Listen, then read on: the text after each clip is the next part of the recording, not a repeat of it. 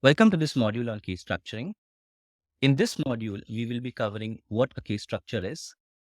We will also use the StreamPro case example to demonstrate to you how to draft a robust case structure logic.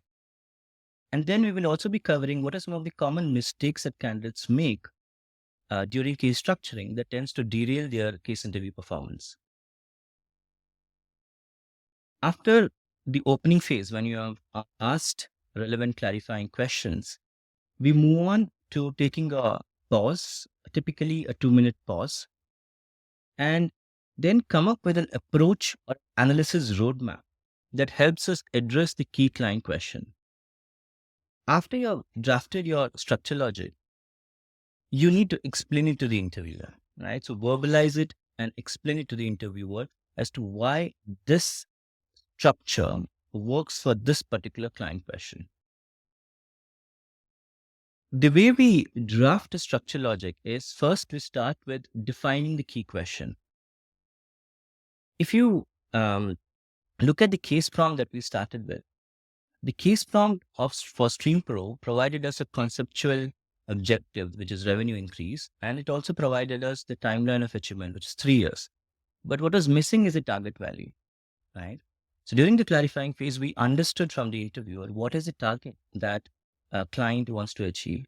We also set some boundary conditions and scope down the structure. So this allows us to reframe the key question and make it more focused. Then we move to step 2 after we have defined the key question. Step 2 is about problem disaggregation, right? So here we disaggregate the key metric or the focus metric that we have, which is revenue, into underlying drivers, right? So at the highest level, we can break down revenue as number of subscribers and revenue per subscriber. And these two drivers are completely messy, right? Which is mutually exclusive and collectively exhaustive. Then we further drill down. So number of subscribers can be disaggregated further into growth of growing subscribers within the new markets or growing subscribers within the existing markets where StreamPro has presence in.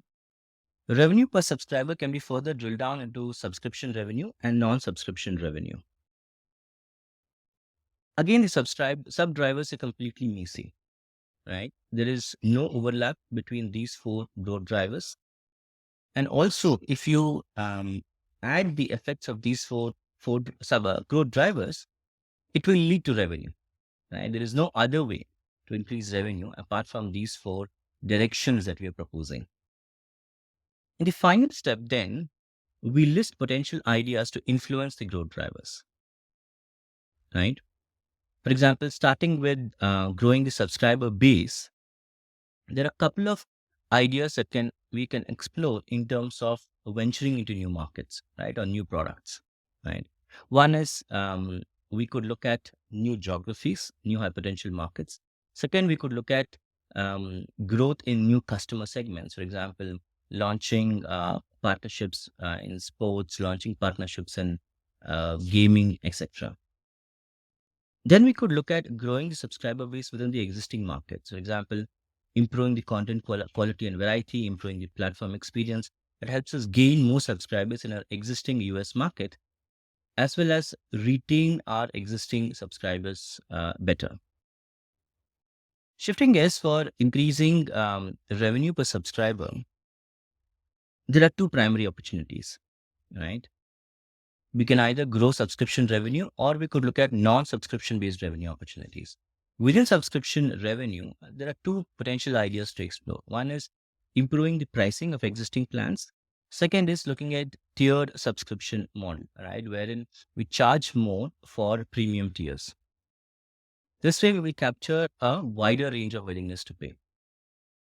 Finally, on the non-subscription revenue front, we could look at ad-supported plans, sponsored content, merchandise sales. So all these are potential ideas to be considered. Again, these are suggestions that we can explore, right? If the interviewer provides us an alternative opportunity to explore, we could do that too, right? But because we have broken down or disaggregated the key focus metric into 4 granular growth drivers. And then we have done targeted idea generation. It's the linkage is very clear, right? How does um, exploring new high potential markets lead to revenue increase, right? So that linkage is very clear. In contrast, what a lot of candidates do is they tend to identify that this is a revenue growth case, right? And then they quickly go to some random memorized framework, for instance, 3 C's, right? Customers, company, competitors framework, without thinking why the structure works for this particular client question. They will then jump straight to asking random open ended questions. For example, they might ask, what do we know about the customers? What do we know about the competitors? Right? The interviewer at this point has to ask, what specifically do you want to know about customers? And typically it tends to go downhill from there. Right? And this is based on my experience of being an interviewer as well as being a coach for multiple years. Right? Why they fail here is because they haven't broken down the problem or disaggregated the problem enough to know what is it that they want to know, right? So the problem structuring exercise is actually really about figuring out how I can break the problem into smaller pieces, from where I can then both do targeted idea generation and also ask for facts in a targeted way. That's also important, right?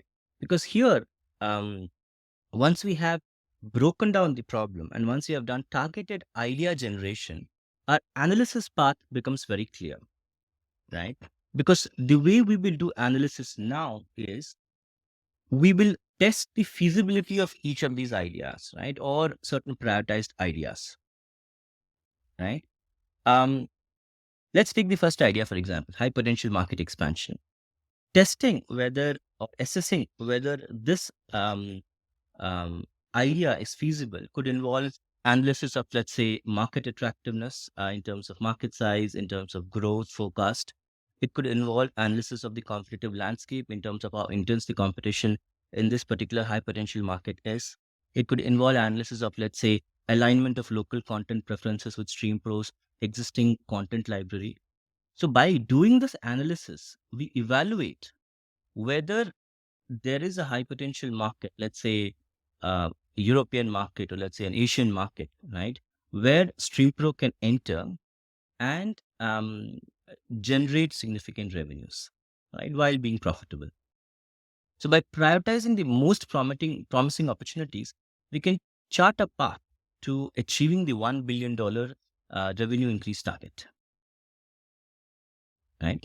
So essentially, the analysis path is about, analysis phase is about evaluating which ideas, right, seem most promising from revenue opportunity size as well as from an implementation feasibility perspective. So certain ideas might be large opportunities.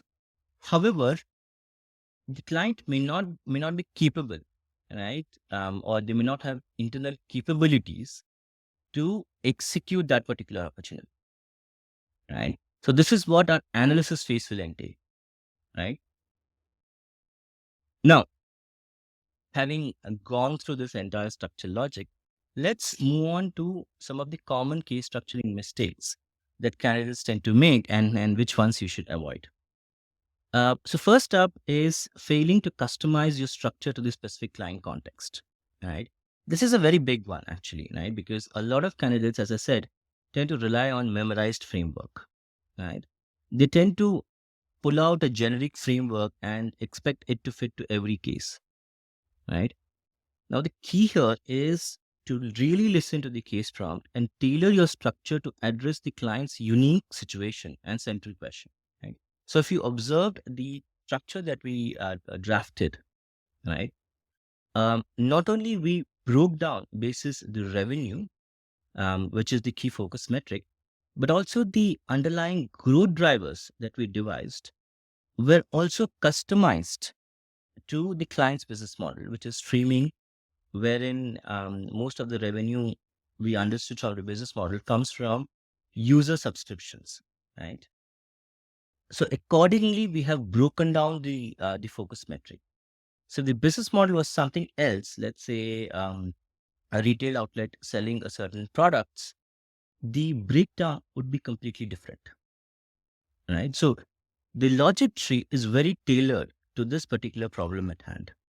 Second frequent misstep that we often see is what we call the bucketing mindset, right? A lot of candidates misunderstand that structuring a case means coming up with buckets and sub buckets, right? And these buckets and sub buckets have no linkage, seem to have no linkage to the key client question, right? So don't just randomly come up with buckets and sub buckets, right? Try to establish a clear linkage in terms of how these analysis will help answer the client's core question or the key question, right? So if you look at the structure that we devised, we suggested a host of ideas under each of the growth driver, right? And then we provided an analysis mechanism, which is um, how do we evaluate whether a particular idea will generate a significant revenue opportunity and will be feasible to implement, right? Third mistake a lot of candidates make is they feel pressured to blurt out a structure quickly, right? They tend to rush a structure in just 30 seconds, right? So my suggestion here is you have to aim for an optimal balance of quality and speed, right? A rigorous, thoughtful structure, which you can, let's say, draft in maybe 2 minutes, right? But taking a 2 minute pause will be more valuable and which will help you stand out better than an incoherent structure that you have come up with in a few seconds, right? The interviewer will not give you any points for taking less time, for taking, let's say, 20 seconds or 30 seconds, and come up with some random half-baked framework, right? So that will not win you any brownie points, right? So prioritize um, quality, a rigorous, thoughtful structure over speed, right? And finally, the fourth frequent pitfall I see candidates making is they fail to properly explain their logic. Right? They fail to verbalize and explain why this particular structure logic helps answer this particular key question on the client. Right. So what you should be doing is walk the interviewer through the analysis that you will execute, right, and explain how will this address the client question, right? So these are the four key mistakes that I see often candidates making during the case structuring phase. Let's also look at the recap now, or the key takeaways that we have from this particular module. Now, the first key takeaway that we have is what is the purpose of a case structure, right? So the purpose of a case structure is to provide an analysis roadmap that will help you answer the client's key question, right? Um, the second key takeaway is the three steps through which you can formulate a structural logic is: first step, you define the key question, right? Next, we disaggregate the problem into drivers and sub-drivers, right? And finally, we could list certain potential, we could do targeted idea generation, right? Once we have broken down the problem to a certain granular level. The four common mistakes that candidates make during case structuring is they fail to customize structure to client context. They employ a bucketing mindset, come up with buckets and sub-buckets with no linkage to the client's key question. They tend to prioritize speed over quality. They think that if they come up with a structure in 30 seconds with a half-baked, incoherent framework, they will win brownie points, or they will get, it will help them stand out, right? Versus a candidate who takes, let's say, 2 minutes, but comes up with a logical, rigorous, and thoughtful framework, right? Which is completely wrong, right? So focus on, let's say, coming up with a rigorous, thoughtful framework by, let's say, if you take 2 minutes or 1 minute or whatever time you need, right, reasonable time you need, rather than rushing to come up with a half-baked framework, right? And finally, explain your framework, defend your approach, right? Be ready to answer the interviewer's challenge in terms of why this particular framework or this particular structure will help answer the client's key question. Thank you for listening. I'll see you in the next module where we will be talking about the case analysis part.